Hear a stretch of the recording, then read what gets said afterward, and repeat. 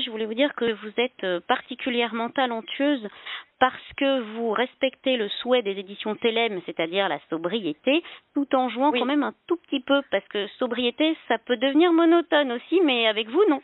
Oui, non, mais il y a une volonté de pureté, en fait, du texte, du rendu chez Télème. D'ailleurs, il n'y a pas du tout d'accompagnement sonore, et je suis pas du tout contre les accompagnements sonores, Oui. ça peut être extraordinaire, mais c'est vrai que c'est une volonté de Télème et d'être sur une ligne assez droite, en fait, et de restituer le texte de façon assez pure et non jouée. Quand même, peut-être, après, chaque interprète a son propre petit curseur, mais il y a quand même des petites interprétations qui peuvent advenir dans les dialogues ou Il faut quand même. voilà, même à son insu, quoi. Justement, il y a des comédiens, mais comme vous, qui arrivent quand même à mettre une petite touche personnelle, et c'est mieux parce que sinon, j'ai peur qu'on s'endorme.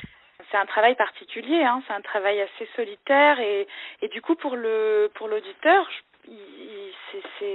ça demande aussi une concentration, une attention et effectivement il faut quand même que ce soit vivant, un minimum. Oui. Comment en êtes-vous venue à enregistrer des livres? Avant de devenir comédienne, j'ai fait une prépa, Hippocagne, Cagne, une maîtrise de littérature anglaise et donc j'avais vraiment en moi cette volonté de lectrice, en fait, de lire et de restituer des textes. Et en fait, il y a eu des auditions aux éditions Télème et j'ai participé aux auditions. Ça s'est bien passé. J'ai commencé par travailler sur la littérature enfantine, où j'ai enregistré des titres comme Tom Sawyer, des abrégés aussi de Notre-Dame de Paris pour les enfants, de Victor Hugo. Et ça a commencé comme ça, en fait, cette histoire d'amour un peu avec le livre audio, parce que c'est vraiment un objet qui me tient beaucoup à cœur. Depuis combien de temps enregistrez-vous? Ça doit faire 7 ans maintenant, 7-8 ans. Parce que vous en avez fait beaucoup. J'en ai fait quelques-uns, oui, j'ai dû en enregistrer peut-être une vingtaine. Comment préparez-vous un livre enregistré? En plus, comme vous avez lu divers genres, je pense que ça ne doit pas être pareil à chaque fois. Non, c'est pas pareil à chaque fois. Il y a des livres qui nécessitent un vrai travail en amont, d'autres où on peut se permettre d'être un peu plus spontané, un peu plus au présent. Il y a des textes qui ont besoin de moins de préparation, mais certains ont besoin vraiment d'un travail ciblé, d'être très ciselé, d'être très précis parce qu'il y a des rythmiques précises. Vous n'allez pas du tout lire, je sais pas, je fais un exemple complètement au hasard là, mais l'histoire de l'œil de Georges Bataille de la même façon que une nouvelle ou un abrégé d'un roman pour enfants, voilà, où il y a une approche, c'est un travail qui demande énormément d'exigences de toute façon dans les deux cas, mais parfois il faut voilà, il y a certains textes, on ne peut pas se passer d'une préparation. Enfin, moi en tout cas je suis pas capable encore, puis je pense qu'il faut pas d'ailleurs, on peut pas lire du Chateaubriand comme ça sorti du chapeau, enfin c'est pas possible. certains acteurs vraiment chevronnés y arrivent, mais moi j'aime bien vraiment travailler en amont, parfois lire d'autres textes de l'auteur et puis essayer de m'imprimer un peu de la rythmique, du style, des choses qui sont propres à chaque auteur et on peut pas là, on est un instrument, même si on a sa sensibilité, sa voix particulière, c'est quand même important de restituer l'intention de l'auteur le mieux possible. Moi, j'annote un petit peu les textes, ça m'arrive d'annoter, de repérer un peu les petits pièges grammaticaux ou tout simplement les prononciations difficiles. L'idée étant de toujours rester dans le sens, de ne pas perdre de vue le sens, toujours de la phrase, son rythme, sa dynamique, son énergie, et puis d'être toujours présent en fait à la lecture. Et pour ça, c'est bien quand même de préparer en amont pas mal. C'est un peu plus stressant d'arriver comme ça, sans préparer. Oui, c'est un peu oui, je trouve ça un peu vertigineux, moi, d'arriver devant un texte sans l'avoir du tout préparé. Mais encore une fois, c'est vraiment personnel parce que je connais des acteurs qui arrivent prodigieusement bien et qui ont cette faculté d'entrer tout de suite dans un texte, d'entrer dans le nerf. Et justement, je pense que par exemple, la préparation de Les Misérables n'a pas dû être la même que La Maison d'à côté, par exemple. Non, pas du tout, c'est vrai. Mais cela dit, La Maison d'à côté, c'était aussi une traduction. Et les traductions demandent beaucoup de travail. Ça, c'est souvent une discussion que j'ai avec les directeurs artistiques de Télème. C'est vrai que certaines traductions Bon, là, en l'occurrence, c'est des bonnes traductions, il n'y a aucun problème, mais Ça parfois, on se heurte à des vrais problèmes, en fait, parce que c'est, comment dire, c'est pas organique, quoi. Il y a quelque chose dans votre langue natale qui coule de source, entre guillemets, et alors, certaines traductions, parfois, me posent vraiment des soucis, et Ça peut être poussif? Ça peut être poussif, ou ça peut être, les images peuvent être un peu figées, ou on a du mal à le dire, en fait. C'est-à-dire que certainement dans la langue originale, il y a une oralité qui n'existe plus dans la traduction, qui est plus ça, aussi je l'ai remarqué, effectivement. Je l'ai remarqué parce que je lis aussi en anglais, et des fois, je me dis, mais comment ils vont traduire ça? À entendre en anglais, ça passe, mais je me dis, mais en français, ça passera pas. C'est des défis, quoi. J'ai enregistré le Dahlia Noir de James Ellroy, c'était formidable, c'est une grande aventure, et c'était une traduction qui était très bien faite, mais à certains moments, disons que les choses qui peuvent paraître évidentes en anglais, vous voyez tout ce qui est le slang, je sais plus l'argot, ouais. Oui, voilà, l'argot, etc. Que tout à coup, en français, ça s'affadit un petit peu et ça devient... Mais bon, là, il y avait quand même... c'était assez tonique comme traduction, il y avait quand même des belles choses. Mais voilà, il y a certains textes, oui, où c'est plus difficile. Mais je travaille beaucoup en amont sur les livres traduits parce que il y a quand même si c'est bien traduit, il y a quand même une petite résistance à l'oralité qu'il n'y a pas dans la langue originale. Vous avez enregistré du classique, du violent psychologiquement, du polar, oui. du roman contemporain, bref. Y a-t-il un genre que vous n'avez pas encore essayé, mais que vous voudriez bien tenter? Je ne suis pas encore attaquée entre guillemets à la poésie. Je pense que c'est vraiment difficile, mais il y a une poète que j'aime beaucoup qui s'appelle Emily Dickinson. Alors je ne sais pas si l'intégralité de son travail est traduite. Oui, il y a certains auteurs que j'aimerais dire en poésie. Télème, ils en font, donc peut-être. Ah, ils en font, oui. Il me semble. J'avais écouté le Spleen de Paris, lu par Denis Podalides. Non, ils font pas mal de... Il y a des recueils de poésie. Donc peut-être qu'ils vous diront. Peut-être, voilà. Qui sait. Bon, après, il y a des voix peut-être plus adaptées. Peut-être que là, ils se disent, non, elle ira mieux ça, ou je sais pas. Après, c'est possible. Faites-vous des gestes lors de l'enregistrement? Ah, alors, oui. En fait, oui. Oui, c'est une expression un peu inconsciente. C'est parce qu'il y a quand même un investissement physique dans une lecture. Sinon, si vous êtes complètement en retrait par rapport à votre lecture, même physiquement, s'il n'y a pas un engagement, une forme d'énergie, de tonicité, il y a une mise à distance qui s'opère et je pense que l'auditeur la ressent. Et voilà, moi je suis assez expressive, donc il m'arrive de faire des gestes, notamment dans les parties dialoguées, il m'arrive de parler avec les mains, j'ai certainement l'air un peu d'un oiseau fou dans ma cage de verre, parce qu'on est très isolés, on est dans des cabines en fait isolées du technicien du son. Mais bon, en fait, comme on est quand même un peu dans une bulle, quand on se rend pas forcément compte, mais effectivement, ça m'arrive de gesticuler. Mais apparemment, vous n'êtes pas la seule, hein. Apparemment, les comédiens, ça les aide de faire des gestes. Oui, de même, il y a des comédiens qui aiment bien être debout, d'autres assis. C'est parce qu'il y a quelque chose quand même de l'ordre de l'engagement physique. Si on est, on n'est pas sur une autoroute non plus. Hop, c'est parti, on se met en mode automatique. Pas du tout. Si on n'est pas présent en fait dans chaque phrase jusqu'au bout du sens, ça s'entend, ça se sent et du coup c'est quand même un travail qui est assez épuisant et qui demande quand même une concentration très forte parce que quand on décroche, ça s'entend immédiatement, la voix elle vous trahit. Oui, je pense que ça s'entend et là vous n'avez pas le droit. Non, dans ces cas-là, il mieux vaut faire une petite pause. De toute façon, on se connaît et puis même les gens avec qui j'enregistre, quand on est fatigué, quand on est plus concentré, ça m'arrive beaucoup de travailler à la radio aussi. On l'entend tout de suite, le réalisateur. Il dit pause. On va faire une petite pause. Voilà, oui, parce que c'est aussi simple que ça. Alors vous avez enregistré justement le Dahlia Noir. Il est très gros, parce que je l'ai pas lu. James Ellroy me perturbe un peu, mais il est très gros. C'est assez perturbant. Oui, il est assez long le roman.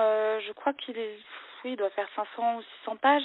C'est ce que j'ai enregistré de plus long en fait. En combien de temps? Je crois que ça a pris 6 jours entiers. 600 pages ou 500 pages comme ça en 6 jours.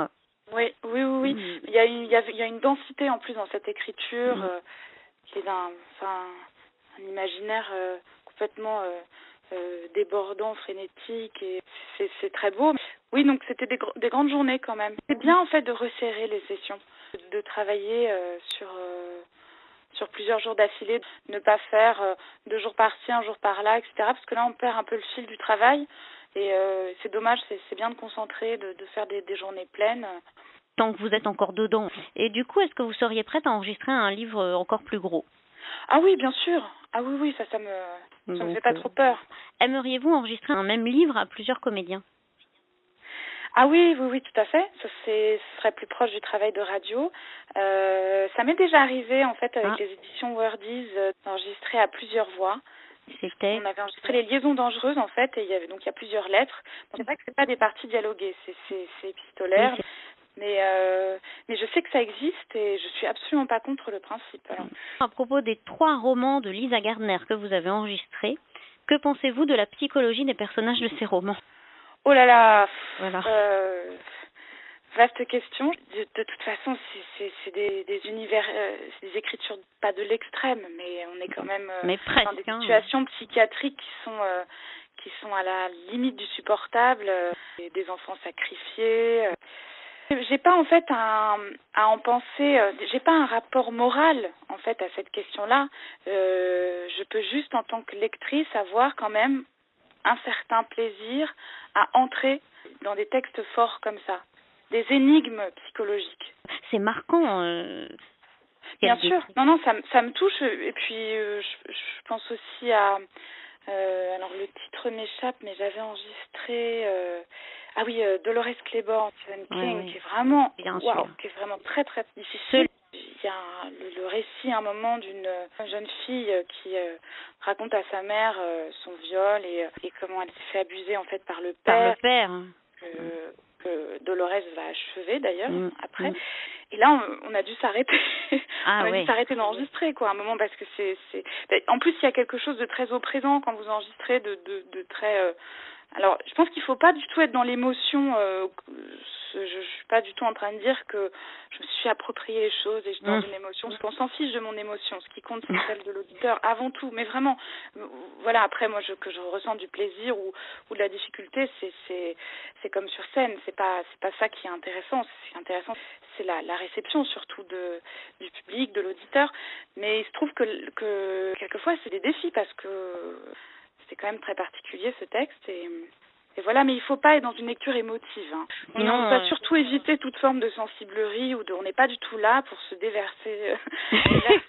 Non, mais c'est pas vrai. Du tout l'objectif et puis surtout ça serait vraiment un peu presque obscène. Mais en fait, je vous posais la question en tant que personne, parce que moi, en tant que personne, ça m'a traumatisée. Oui, moi, en tant que personne, ça m'a beaucoup touchée, ça m'a un peu perturbée, oui. Voilà, moi aussi, ça m'a perturbée. Je suis pas complètement indemne, mais de même qu'on est parfois saisi en lisant seul un roman, en lisant, on peut être très très touché et pris d'une émotion inattendue, très forte à la lecture d'un livre parce que tout à coup, votre imaginaire... Là, vous emmène et du coup, je pense que c'est pareil avec les livres audio. Toujours à propos de ça, en VO, ces romans ont été lus à plusieurs voix. Seriez-vous curieuse d'écouter ce que cela donne? Ah oui, bien sûr, oui.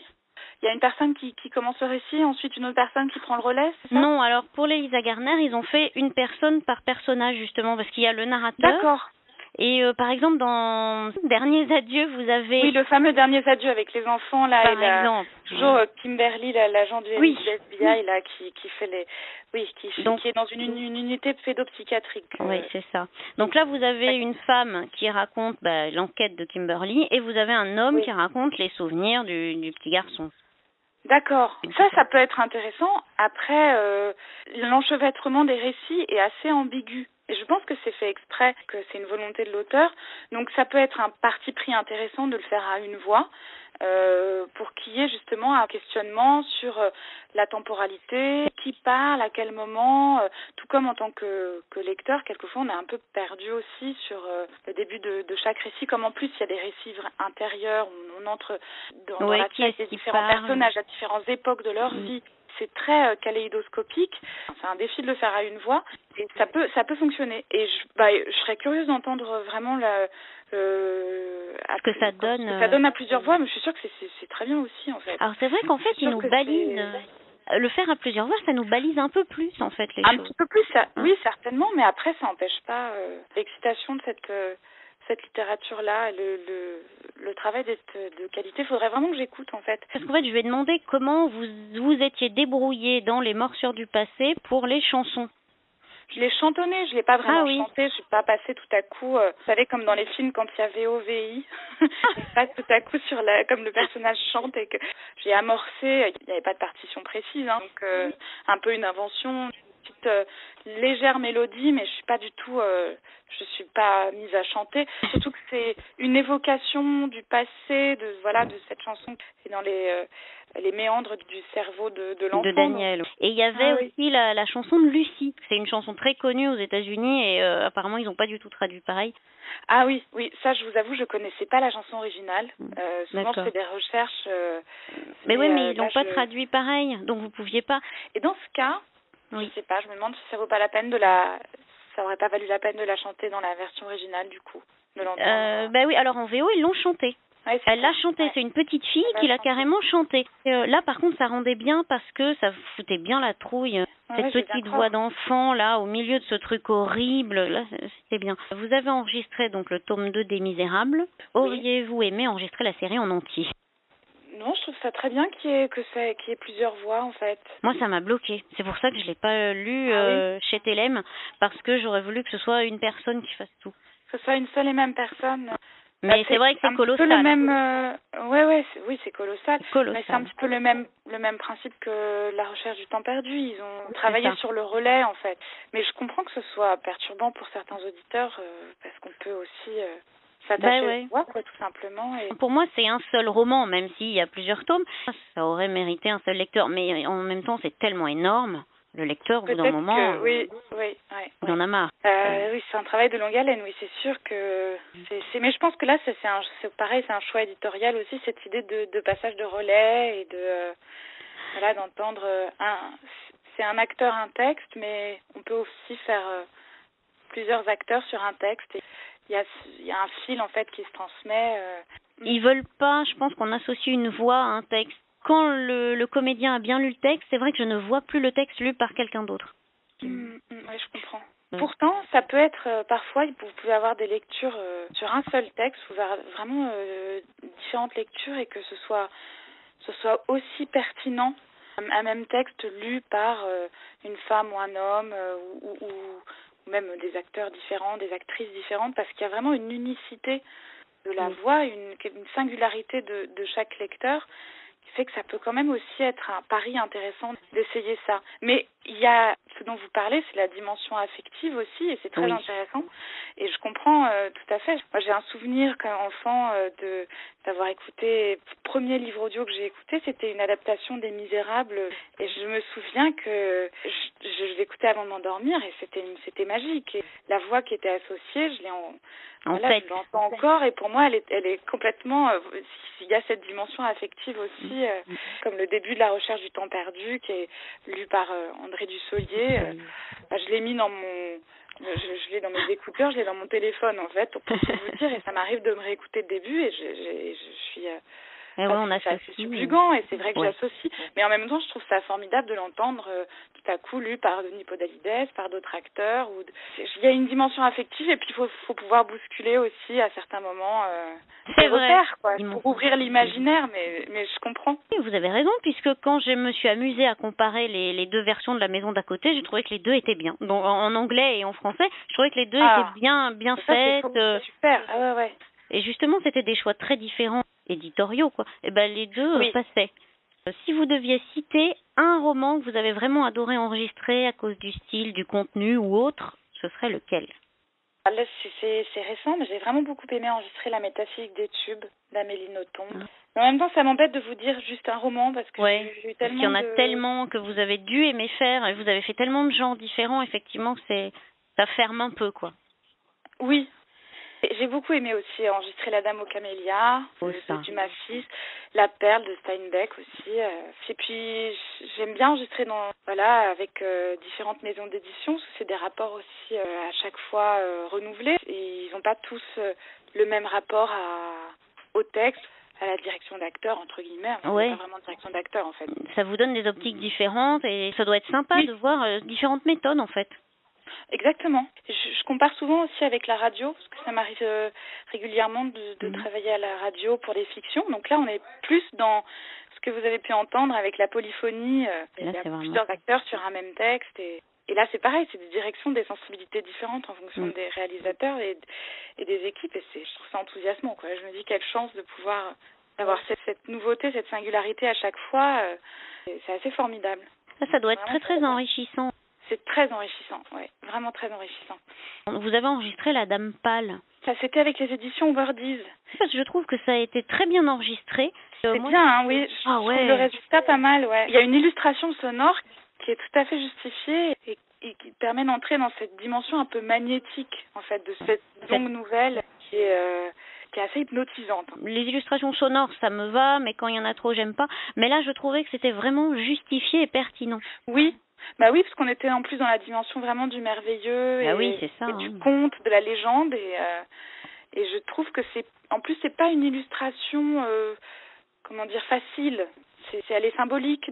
Non, j'ai beaucoup aimé enregistrer ça. Ah oui, ça a été très... Et vous l'avez enregistré quand ? Alors, je l'ai enregistré il y a 3 ans et je pense qu'on peut le trouver parce que c'est une maison d'édition qui a essentiellement un portail sur Internet, en fait. Donc, je suis pas persuadée qu'il existe en tant qu'objet. Je crois qu'il existe sur le web. Leur bibliothèque sonore est sur le web. Bah, du coup, c'est plus pratique. Ah bah, c'est accessible immédiatement. Et c'est complètement dématérialisé pour le coup. Déjà qu'on perd l'aspect charnel de l'objet livre. Oui, tout à fait. Et là, c'est vrai qu'on entre dans quelque chose de complètement dématérialisé. Enfin, le livre audio, même s'il n'y a pas l'objet, on est quand même... c'est une interprétation possible d'un texte. Bah oui. Et puis... Mais c'est vrai que les Français sont très... le livre audio, il y en a beaucoup qui m'ont dit, mais c'est pas lire...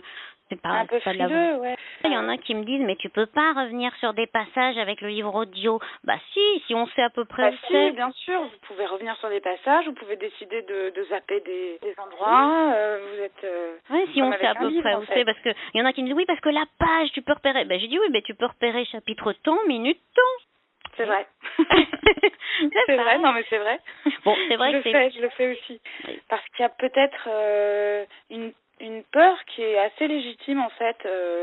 D'une part que ça puisse faire concurrence au livre papier, et puis qu'on puisse être dans une sorte d'interprétation figée d'un texte, qu'on dépouille de toutes ces ouvertures imaginaires et qu'on se dise, parce qu'il y a cette idée que quand on lit, on est dans un rapport très intime, très personnel, on a des couleurs, des sensations qui vous viennent, des choses quand on rencontre un texte et que le fait de l'entendre en audio, que peut-être on va perdre une partie de cette saveur-là, du domaine un peu de l'intime, de la mémoire, du ressenti personnel, alors qu'en fait c'est une proposition. J'ai une amie qui m'a dit exactement la même chose. Elle m'a dit, mais alors, tu t'imagines pas? J'ai dit, mais si, parce qu'il y a certains comédiens et même bénévoles qui, à mon avis, sont assez forts pour le faire bien, c'est-à-dire ils en font pas trop. Donc à partir du moment où ils en font pas trop, ça ferme pas la porte. Oui, exactement. Je suis vraiment d'accord avec vous. Il faut pas être dans une interprétation trop forte. On est dans une suggestion. Suggestion. On n'impose pas, quoi. Il faut pas imposer. Surtout pas. Voilà, il faut pas imposer. Et il faut laisser. Je me répète un petit peu, mais il faut que l'imaginaire reste ouvert. Il ne faut pas verrouiller les choses. Et c'est une approche un petit peu multidimensionnelle qui est nouvelle. Il y a certes un intermédiaire entre vous et le texte, mais l'idée c'est quand même de restituer l'intention de l'auteur, de ne pas le trahir. C'est un petit peu informel comme image, mais il y a cette idée que la voix, de toute façon, est unique. Il y a une unicité de la voix, il y a une singularité qui est presque aussi multiple que une empreinte digitale. Voilà, il y a une empreinte vocale, même si scientifiquement, le terme est peut-être pas exact, mais il y a vraiment autant de caractérisation dans une voix qu'il y en a dans une empreinte digitale. Et donc, de toute façon, c'est une signature sonore qui est déjà tellement forte qu'il n'est pas besoin d'en rajouter, en fait. Il suffit d'être soi-même, être au plus simple, être au présent du texte, dans une forme de découverte, et surtout de transmission, de volonté de transmission, sans s'écouter soi, mais en vraiment dans la volonté de transmettre un texte, de le faire découvrir, de le donner à entendre, de le donner à imaginer. Et donc, si on surinterprète, alors là, c'est là où ça peut être très raté, en fait. Oui, et j'en ai entendu, des surinterprétations, ça m'a écorché les oreilles. Il faut que ça reste vivant, évidemment. Ah oui, quand sûr. même. C'est pas ça reste facile. Organique, c'est quand même une respiration, c'est quand même... Mais c'est pas facile du tout. Non, bien sûr. Puis il faut rester, même si c'est un peu galvaudé ce mot, mais il faut rester très authentique. On est quand même dans un dialogue avec l'auditeur. Donc, tout comme au théâtre, il y a une volonté de transmettre, il faut être le plus direct possible. La lecture, c'est plus une évocation. Et même les dialogues, c'est plus une question de rythme que de faire entendre la grosse voix de l'ours, la petite voix de la petite fille. Non, on trouve les choses plus parfois par le rythme. On peut modifier un petit peu sa voix, évidemment. Un petit peu. Parce que sinon, on n'entend pas les différents personnages. Et là, c'est dommage. Mais c'est plus un travail rythmique parfois que de se dire alors comment je vais faire. Mais c'est vrai que vous l'avez bien fait, par exemple dans la maison d'à côté, la petite fille, c'était pas exagéré, mais on sentait que c'était une petite fille. Et le gars qui racontait là, qui avait été accusé de pédophilie, enfin j'ai plus trop, mais oui, c'était très subtil, mais on voyait bien que c'était pas le même. Ça me touche beaucoup que vous disiez ça parce que la tâche n'était pas aisée. Lire les enfants, et puis il faut, dès qu'on tombe dans quelque chose de caricatural, en fait, c'est un ringard, quoi. Comment vous arrangez-vous pour tourner la page sans bruit? Il y a l'intervention, une petite main magique technique qui, par le biais... Non, c'est mixé, en fait. C'est monté, les textes sont montés, donc de toute façon la tourne, on l'assume, il y a un temps de tourne, à la radio c'est pareil, on se regarde entre comédiens, on tourne la page ensemble. Ça m'arrive souvent de retenir le début de la phrase suivante, quand j'arrive à la fin d'un paragraphe en bas d'une page, parfois il m'arrive de reporter 2-3 mots pour pas avoir à être interrompu par la tourne de la page et perdre le rythme et perdre le sens et être un peu le bec dans l'eau. On se reprend aussi, on lit pas d'une traite c'est jamais avec une articulation parfaite tout de suite. Il y a un petit temps de mise en route. Moi, ça m'arrive souvent de réenregistrer le début d'un livre après l'avoir enregistré, être arrivé à la fin. Il m'arrive parfois de revenir sur l'Incipit en me disant allez, je relis le début, le tout début ou même les 2-3 premières pages quand je suis pas très contente du début. Et c'est pas systématique, c'est de temps en temps. On a essayé ça et je trouvais que ça pouvait justifier parfois. Oui, mais alors c'est vrai que je me dis, bien sûr, ça doit être coupé au montage, mais je me dis, est-ce qu'ils peuvent pas trouver un moyen de ne pas avoir toutes les tournures de pages à couper? Mais en fait, si, et à chaque fois, ils savent qu'ils vont devoir couper. On m'a déjà proposé de lire sur une tablette. Et ça, c'est sûr que du coup, ça supprime... Eh oui. Et alors, vous n'avez pas sauté le pas? En fait, j'avais un peu préparé, là je vous avoue vraiment les petites recettes, mais j'avais un peu travaillé sur le texte, je fais des petites annotations, je noircis pas complètement la page, ce serait complètement scolaire et ridicule de faire ça, mais j'avais fait 2-3 petites annotations, parce que c'est pareil, c'était une traduction, et du coup je me suis dit qu'avec la tablette j'allais être un peu perdue dans mes repères, mais après c'est très bien aussi parfois d'être bousculé, de se dire allez hop, on se lance, de toute façon il faut faire confiance au présent. Il y a une dimension intuitive aussi dans la lecture. Il faut jamais perdre de vue. Il faut jamais rigidifier les choses. Il y a une dimension intuitive et spontanée qui est super importante, même quand on a beaucoup travaillé. Il faut qu'elle soit là. On peut avoir un petit peu réfléchi à un texte, mais l'idée c'est quand même de le restituer au moment de la lecture. Mais il me semble qu'avec une tablette, il y a des textes que vous pouvez peut-être annoter, non?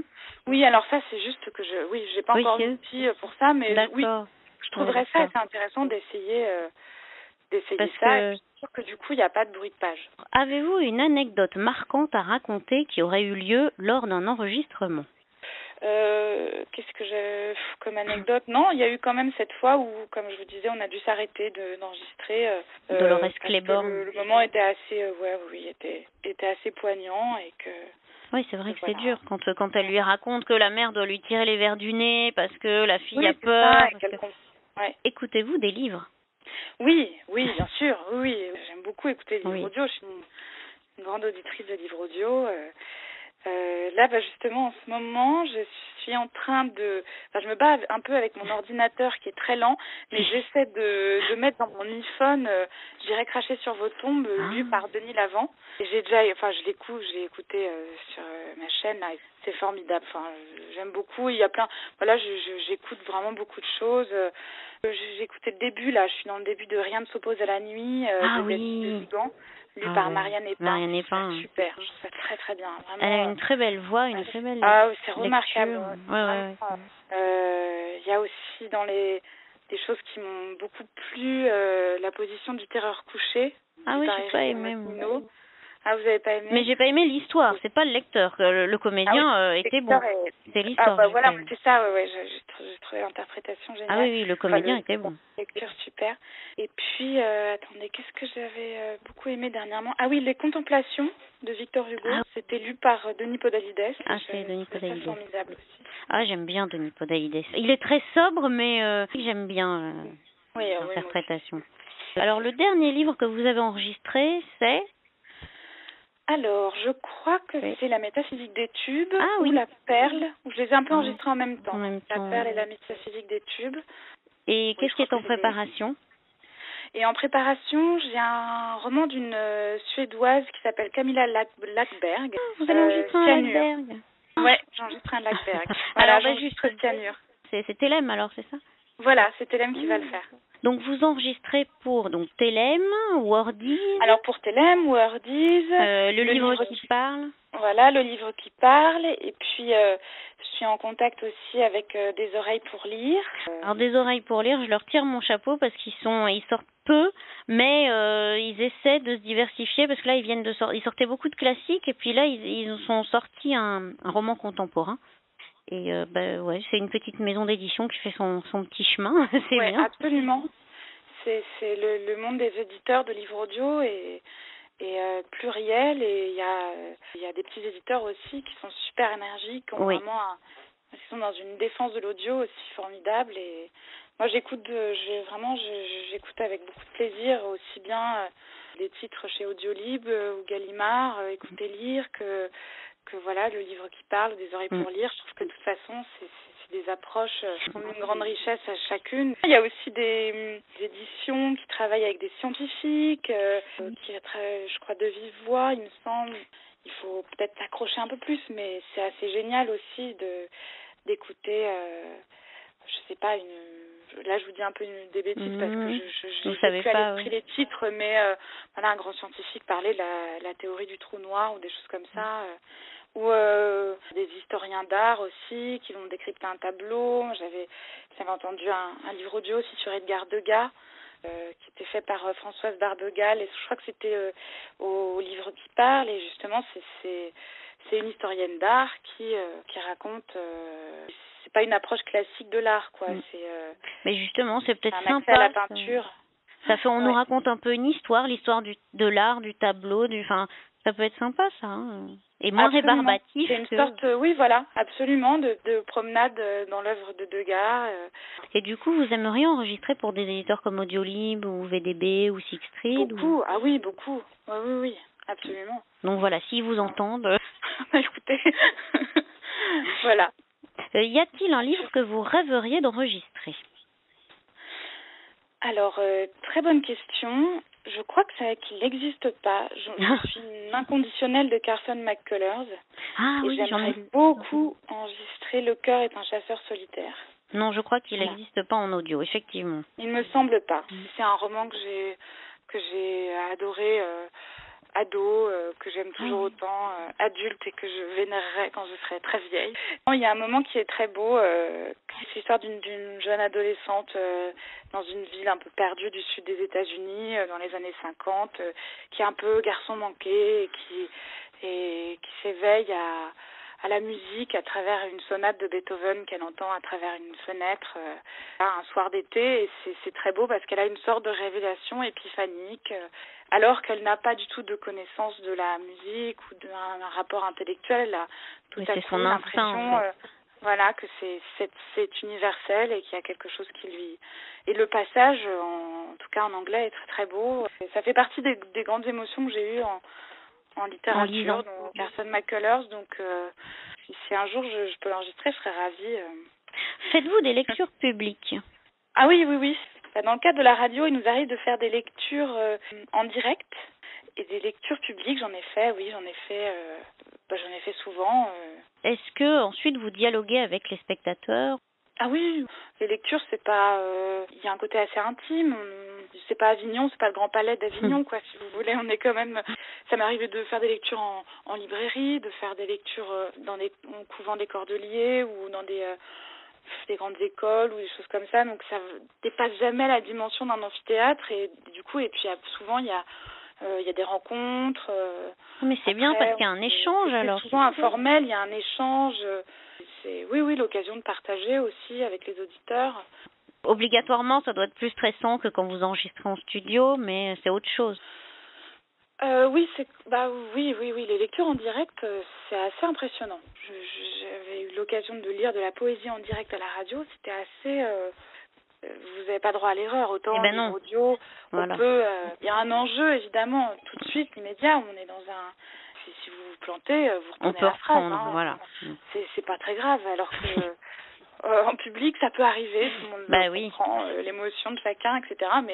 Mais idéalement, là, faut vraiment être prêt aussi, puis pas entrer dans quelque chose de théâtral, quoi. Ça reste un exercice de lecture avec la sobriété requise, et puis en même temps, il faut que ce soit présent, charnel, qu'on emmène un peu, rythmé.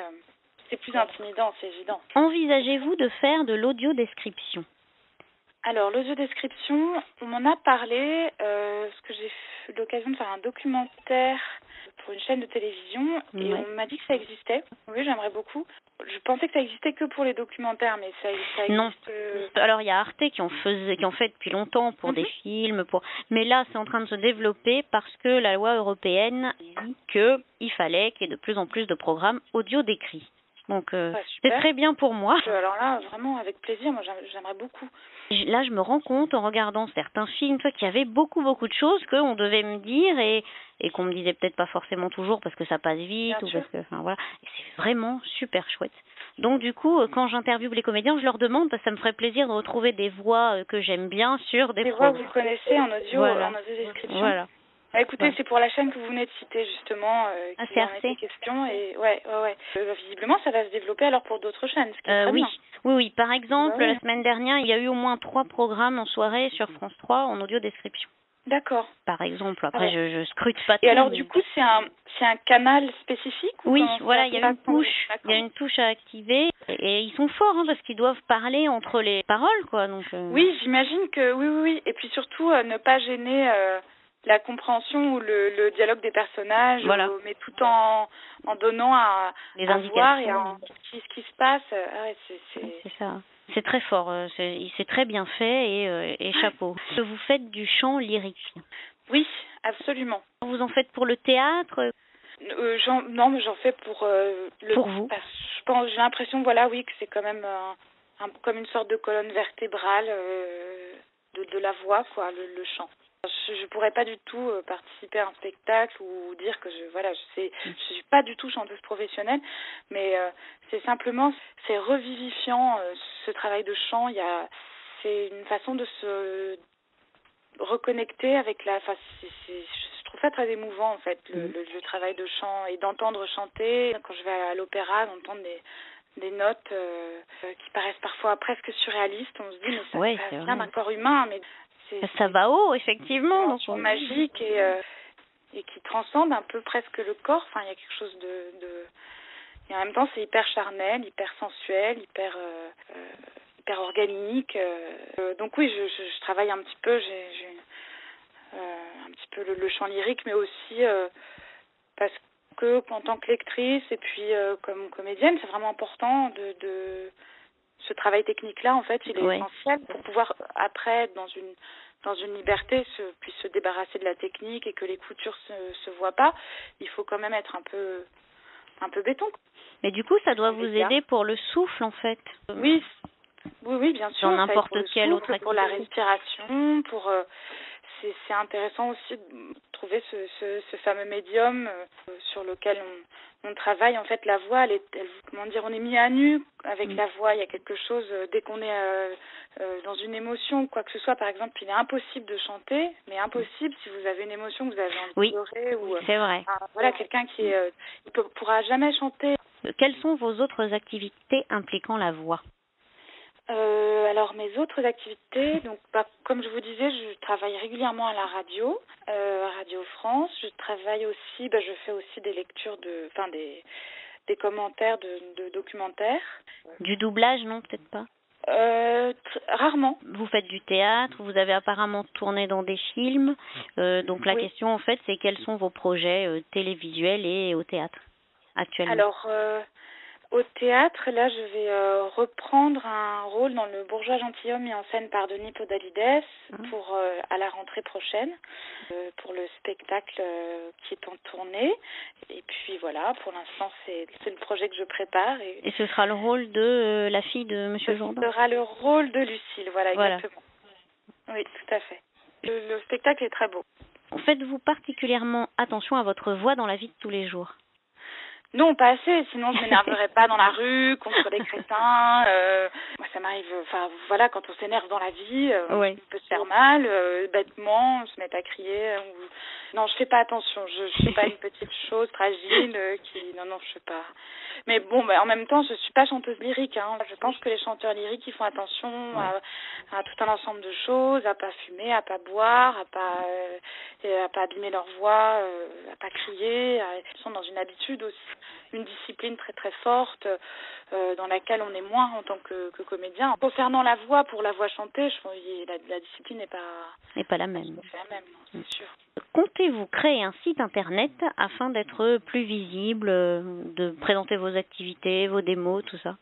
Non, j'ai une bande démo, un peu comme beaucoup d'acteurs. J'ai une bande démo qui est visible sur internet, mais j'ai pas vraiment de site. Je suis pas une très bonne ambassadrice de mon travail, mais ça m'amuserait, je pense, de créer trouver un site aussi, mais pour mettre des choses aussi que j'ai fait avec des amis. Ce serait plus des recherches sonores ou des choses comme ça. Quels sont vos centres d'intérêt? Mes centres d'intérêt? Oui. Alors, vous serez pas très étonnés que je vous dise la lecture. Je vais beaucoup au théâtre, au cinéma. Je me suis inscrite dans mon vidéoclub de quartier que j'adore, dans lequel je trouve tout. Et on retrouve les premiers courts-métrages de tel ou tel réalisateur. Enfin, puis voilà, sinon je fais du ski nautique. Enfin, jusqu'ici, je fais du ski et puis maintenant, je me mets ce qu'on appelle le wakeboard, en fait, où on est en surf. C'est du surf sur l'eau. C'est assez sympa. Ouais, c'est assez sympa. Je me suis pris des gamelles pas mal, mais... Au début, oui, sûrement. Oui. Même pas au début. Donc, votre nom s'écrit Huber. Est-ce que vous êtes déjà tombé sur des gens qui voulaient mettre un T? De tous les jours. Moi, j'ai l'habitude. Non. Il y a même une personne qui a écrit, à qui j'ai dit, c'est Huber, santé, et qui a écrit Huber, SANTE. C'était pas... Voilà, c'est pas mal. Je dis, c'est bien, j'ai l'air d'être en forme, en fait. Mais, non, mais oui, régulièrement. Il n'y a pas de T, mais bon, c'est le prénom Hubert. Tellement habitué. Voilà, tellement habitué que les gens, quand j'appelle mon nom de famille, me disent, vous êtes sûre? Il n'y a pas un T? Oui, je suis sûre. Souhaitez-vous ajouter quelque chose?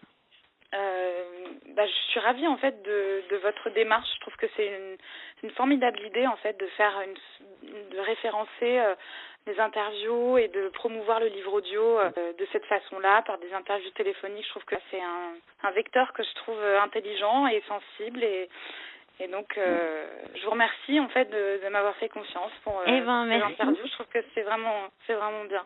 Ça me fait très plaisir de pouvoir faire ça parce que les comédiens, à force de les entendre, et c'est un peu comme mes amis en fait, et je me dis, j'aimerais aussi leur dire toute mon admiration et puis qu'ils parlent un peu de leur ressenti, tout ça. Et ça fait pas longtemps que je peux les faire en audio. Avant c'était à l'écrit, c'était très fastidieux pour le comédien, je pense. Oui. Ça marche aussi, mais c'est sûr que le lien est plus, je trouve ça plus C'est plus froid. Oui, voilà. C'est plus froid. Un peu dommage. Et puis c'est plus informel, certainement. Ça se répond moins bien. C'est pas une conversation. Ouais. Mais merci beaucoup. Et merci à vous. Merci à bientôt. Et puis je vous dis à très bientôt.